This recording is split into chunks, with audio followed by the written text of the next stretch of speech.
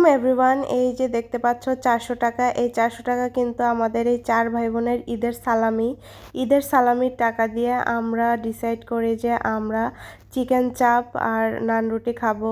So যেই বলা সেই করা, সন্ধ্যার পর চলে গেলাম। এটা ছিল ঈদের চতুর্থ দিন সন্ধ্যার পর আমি আব্বুকে নিয়ে চলে গেলাম বরিশাল নতুল্লাবাজ এই যে ঘরোয়া রেস্টুরেন্টে কিন্তু প্রচুর ভিড় ছিল। এই যে দেখতে পাচ্ছ রিসেপশনের এখানে অনেক ভিড়। আমি আব্বুকে দিয়েই সব করাচ্ছিলাম, আর আমি এখানে বসেছিলাম, বসে ভিডিও করছিলাম। যেহেতু এত ভিড় আমি তো অর্ডার দিতে পারছিলাম না, আব্বু অর্ডার দিয়েছিল আর আমি বসে বসে এই যে ভিডিও করছিলাম। আসলে ঈদের সময় রেস্টুরেন্টগুলোতে অনেক ভিড় থাকে, অনেক চাপ থাকে। সো এইখানটাতে চাপ একটু কমই ছিল, তাই আমি একটু ভিডিও করছিলাম। এই যে দেখতে পাচ্ছ আমাদের চিকেন চাপ রেডি হচ্ছে। এই রেস্টুরেন্টের খাবারটা কিন্তু খুব ভালো, আমি এর আগেও খেয়েছি। আর যেহেতু এটা একদম নতুন বাজার রাস্তার সাথেই, সো এই রেস্টুরেন্টের থেকে মোটামুটি বরিশালে যারা থাকে তারা কিন্তু কম বেশি সবাই খায়। সো আমাদের কেনাকাটা শেষ। এরপর হচ্ছে আমি আর আব্বু বাসায় আসলাম। এসে দেখি আমার ভাই বোনেরা মানে খুব এক্সাইটেড ছিল, ওরা এক্সাইটেড হয়ে খাবার টেবিলে অলমোস্ট বসে পড়েছে। সো আমি কিনে নিয়ে এসে খাবার টেবিলে এটা পরিবেশন করছিলাম। যেহেতু আমি বড় ছিলাম, আমি দায়িত্ব নিয়ে কিনে এসে একদম পরিবেশন করছিলাম। এই যে নিজের হাতে খুললাম, এটাও কিন্তু বেশ মজার, তাই না? ভাই বোনদের সাথে ঈদের আনন্দ উপভোগ করা, সবাই মিলে একসাথে খাওয়া দাওয়া করা, মজা করা, এটাও কিন্তু ঈদেরই একটা অংশ। আমরা খুব মজা করে খাচ্ছিলাম, যদি এটা কোনো প্ল্যান ছিল না, হুট করেই প্ল্যান করা আর কি। যেহেতু এর পরের দিন আমি চলে আসব ঢাকা, এবং আমার খালাতো ভাইটাও ঢাকা চলে আসবে, আর আমার এই যে দুইটা ছোট ভাই বোন আছে ওরাও চলে যাবে নানু বাড়ি।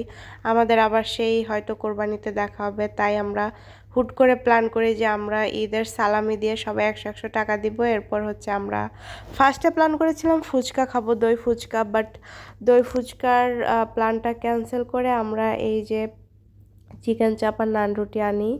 সো যদিও এটা বেশ ভালো ছিল, প্রায় দুইটাতে আমরা করে এনেছিলাম হাফ হাফ, বাট এটা আমরা দুইজন করে খেয়েছি, আর এটার স্বাদও অসাধারণ ছিল। আমি এই যে পরিবেশন করছি, মানে খুব দায়িত্ব নিয়ে 4টা প্লেটে সুন্দর করে ভাগ করে দিচ্ছিলাম। ট্রাস্ট মি, এইটাও কিন্তু অন্য ধরনের মজা, নিজেরা ভাই বোন ভাগাভাগি করে খাওয়া, মানে এদের সালামি তুলে বেশ ভালোই লেগেছে। আর এই রেস্টুরেন্টের খাবার আমি এর আগেও বেশ কয়েকবার খেয়েছি। সো সদর রোডও একটা ঘরও আছে, বরিশাল সদর রোড, ওটা অনেক ফেমাস, ওইখানে অনেক খেয়েছি। আর নতুন বাজারেরটাও বেশ কয়েকবার খেয়েছি। সো এই চিকেন চাপ আর নান রুটি খেয়ে আমাদের অলমোস্ট পেট ভরে গিয়েছিলো। এটা ছিল সন্ধ্যার পরপরই, 7টা-8টার দিকে। সো আমি 4টা প্লেটে খুব সুন্দর করে সমান ভাগে ভাগ করে দিচ্ছিলাম, যেন কারো বেশি কম না হয়। সো এই যে আমার ভাগ করা শেষ, 4টা প্লেটেই কিন্তু সমান ভাগে ভাগ হয়েছে, তোমরা দেখতে পাচ্ছ। আর প্লেটগুলো খুব ভালো দেখাচ্ছে, সুন্দর দেখাচ্ছিল ভাগ করার পর। আমার ভাই বোনগুলো তো খুব এক্সাইটেড ছিল, ওরা বসে বসে দেখছিল। এই যে এই ভাইটা ভিডিও করছিল, তাই ও বসার পর আমি বললাম যে তুই বস, আমি একটু ভিডিও করি। সো তখন আবার আমি ভিডিও করছিলাম। সো সামনে আব্বু ফেনি আর জর্দা খাচ্ছিল, ওটার একটা ছোট ভিডিও নিলাম। সো আমাদের ভাগটাগ করার পর আমরা 4জন বসে পড়লাম খাবার টেবিলে খাওয়ার জন্য। সো এই যে আমার বোনটা খাওয়া শুরু করে দিয়েছে অলরেডি, আর আমি বললাম যে দাঁড়া আমি একটু ছোট একটা ভিডিও করি, এরপর খাবার স্টার্ট করি। সো এই যে পিছনে দেখছো ওই ভাই দুইটা কিন্তু খাচ্ছিল না, ওরা বলছিল আমি তোমার সাথে খাবো, তাই আমি বলছি আচ্ছা আচ্ছা দাঁড়া। সো এই যে একটু টুকটাক ভিডিও করে খাবো। আর এই যে দেখতে পাচ্ছ আমার একদম ছোট ভাইটাও প্রচুর দুষ্ট, এই যে দুষ্টামি করছিল আর সব দেখাচ্ছিল আর খাচ্ছিল। যাই হোক ভালোই লাগছিল, সবাই মিলে একসাথে খাচ্ছিলাম, ভিডিও করছিলাম। আর এই যে ওদের দুষ্টামি দেখো, ওরা অলওয়েজ দুষ্টামি করে আমি বরিশাল গেলে। সো খাওয়া দাওয়ার পর আবার মামার বাসায় চলে আসলাম। মামার বাসায় চলে এসে এই যে লুডো খেলতে বসলাম ভাই বোনেরা। বরিশাল গেলে অলওয়েজ লুডো খেলা হয়, বিশেষ করে করোনার সময় তো আমরা মানে 24 ঘন্টার মনে হয় 20 ঘন্টাই লুডো খেলে কাটিয়েছি। ভাই বোনেরা অনেক মজা করেছিলাম সেম করোনার সময়।